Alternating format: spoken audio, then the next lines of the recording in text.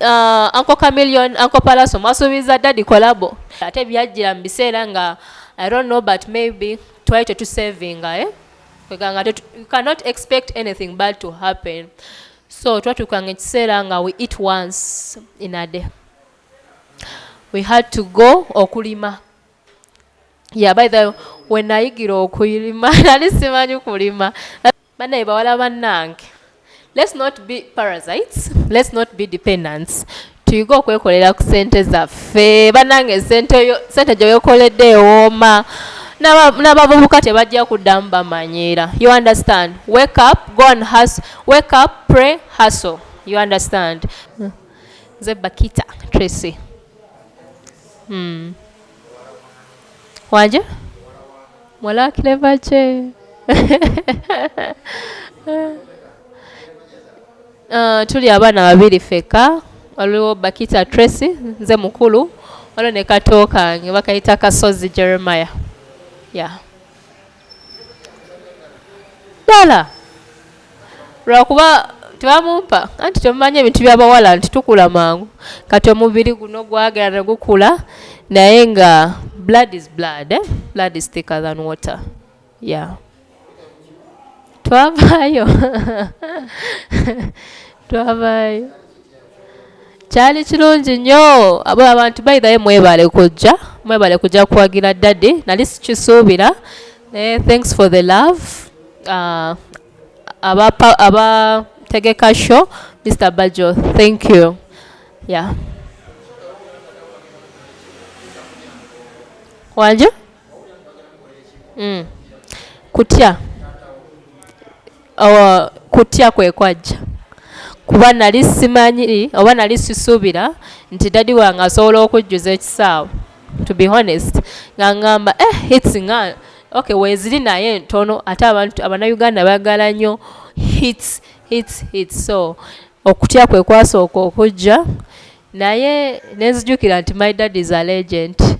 Yeah. Ate abantu abamu baagala old songs because old is gold. Yeah. Wanje? Saamugambako sina kye namugamba kuba omuntu weyeesitudde naye teekamu trust n'agamba ngenda kuteekawo concert ate lwaki oba obimubuuza ebyo obanga mumalamu amaanyi. You understand? So kintu kye nakola kwali kumusabira buli kyayagala kiyitemu. Yeah.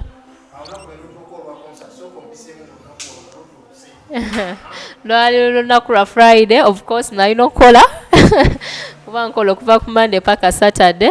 So nalina okukola then wezawera ssaawa nga 11 nenzigalawo nengenda waka ne neetegeka naye munnange sikuba simu nga njagala neerabireko n'amaaso gange. Before nga sinaba kuvaayo nasooka kusaba kuba taata waffe yatukuliza nnyo mu mbeera y'okulembeza Katonda. In anything you do, oba ogenda kufuluma ewaka oba olina kyogenda okukola osooka kusaba. So I had to kneel down soke nsabe Mukama ankulembere mu lugendo n'ekirala ajjulizeewo taata wange Kivulu. Yeah, then ngenda tukayisanga 12 kitundu. Yeah. When nayingira to be honest abantu tebaaliwo bangi era okutya ne kujja kiri ne kikomawo kuli okutya naye one of my friends nangamba Tracy, try to trust God. Okitegeera n'obooze gozesa 12 kitundu. Remember, some people are going to be coming from work, so gezaako okuwa Katonda obwesigwa gw'ojja kulaba. Nange nenzikiriza mu mutima nti it won't be a flop era abantu bajja. So I'm so happy, I'm so thankful to God. Yeah, nakaaba ekyali kinkaabya lyali ssanyu na nnaku at the same time. Nali nzijukira ennaku gye twayitamu nga tukyali eri wansi okukuba amataffaali kubeerawo nga tetulidde. So at the same time nempulira essanyu nti okuva dda kyali kiroto kya daddy okufuna concert era yayogeranga nnyo nga tutudde mu ddiiro n'agamba ne Mukama n'omala ompa concert nga kwe golaba nti kwe kuyaayaana kwe kusaba kweri Katonda. Ekyankaabya, it was happiness. I was so happy for him. ne our past bye bali binkaabya yeah twasulangako enjala nga most especially ebiseera bya covid jjukira covid yali like boom tewali yali expecting okitegeera ate byajjira mu biseera nga I don't know but maybe twali tetusavinga kweganga you cannot expect anything bad to happen so twatukanga ekiseera nga we eat once in a day we had to go okulima yeah by the way when nayigira okulima nali simanyi kulima that's why I learned how to dig yeah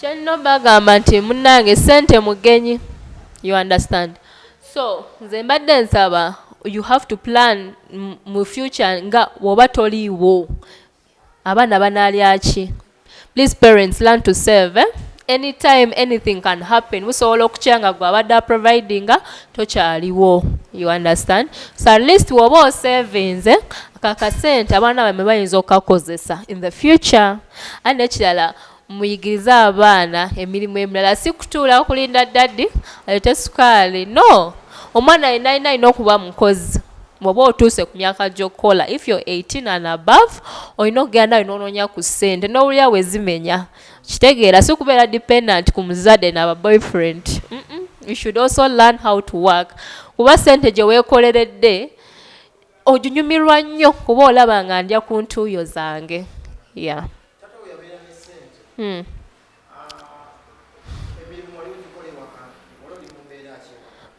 nali mbeera ya kusireyinga because to be honest nze nali simanyi nakumanya nti sobola okera ku makya nenva ewaaka nengenda nenoonya ssente no because our dad was spoon feeding us nti ssente z'ewaaka zirina okubeerawo food buli kimu weekiri kwegamba nga tetujjula buli kaseera buli kyetwagala weekiri naye ever since and I thank to be honest I thank COVID for coming at some point I thank COVID kuba singa COVID teyajja santegere nti Tracy osookera ku makya n'ogenda n'onoonya ssente n'ogenda n'osaba omulimu n'owandiika application n'osaba omulimu ne bakurejectinga n'oddayo n'ofuna ewalala so kituwa experience mu bulamu bwaffe as we grow up ekitegeera okula okimanyi nti I can also go and look for a job not waiting for daddy to spoon feed me yeah nafuna omulimu katonda yansaasira yampa omulimu nkola ne ba MTN MTN's new project of Manda Mobile Koleza yeah Manda Mobile peleza kwa sim card yemwawe sim cards yeah okay this is what we call Manda Mobile MTN yafulumiza new sim cards ze bayita Manda Mobile mobeera ng'ogirina nga nange njirina twogerera ku bwereere then ekirungi kyayo data wayo wa layisi egaba MBs 3 za nusu 10 zikola ennaku 3 nga tezinnaggwako mwe ba tiktokers abagala okubeera ku tiktok kalayini kaakano secondly kakubira ba Airtel M10 ekubira ba Airtel ate ku ddakiika yeah this is Manda Mobile Koleza yeah mazeo 3 months now emirimu munano gw'ekiro that would be bad and risky but ntandika ssaawa emu nyuka ssaawa ntandika ssaawa emu kitundu nyuka ssaawa emu kitundu ez'olweggulo bannaye bawala bannange let's not be parasites let's not be dependents tuyiga okwekolera ku ssente zaffe bannange ssente gye weekoledde ewooma n'abavubuka tebajja kuddamu bamanyiira you understand wake up go and hustle wake up pray hustle you understand katonda tajja kulekerera yeah lekera okubeera dependents kuba abawala abasinga they are becoming prostitutes because they are dependent on men bagala ssente oba yagala just emitwalo 2 just naye nga you have to first give out something to get that 20,000 no girls muyiga okuyimuka tukole sente zaffe naffe tusobola oba abasajja can if the men can who are we also can make our own money yeah wanje munaye buli tewali muwala abuuka eyo stage ey'okutulimba naye nange baali bannimbyeko ko sijja kwegaana tunakusuubiza eggulu n'ensi n'asuubiza okuzimbira n'asuubiza okugulira bizinesi naye watuuka ekiseera nga wulira takyakwagala awenga essimu agijjako ati nze obulamu nabukoowa nekolera sente zange nekolera ne MTN yange yeah nasoma nakamaliza senior 6 last year. I'm joining campus this year if God wishes. I want to be a successful person because I'm already in my future. You understand? So I just want to be somebody who is successful. Ngomuntu naye mtako nagamba yo muwala yava wano naye mukama yebale atosa banya family njimanyi kubigenda maaso bitya sijja kulimba. I don't know much but simanyi why do they have those wrangles. I won't lie naye nze kyembasaba let it just be a collabo. At least Uncle Chameleon, Uncle Palaso mwasuubiza daddy collabo naye paka kati mwabirekawo. I'm humbly requesting to show me that you guys have reunited. A collabo is something small cause kuno kunsi buli omu yeetaaga munne. You understand? Musobola okumulaba nga temumwetaaga kati clever naye at some point at some time there ojja kulaba nga mumwetaaga. So mlekera okuteekawo eno enmity stuff mubeere wamu. I beg. Yeah.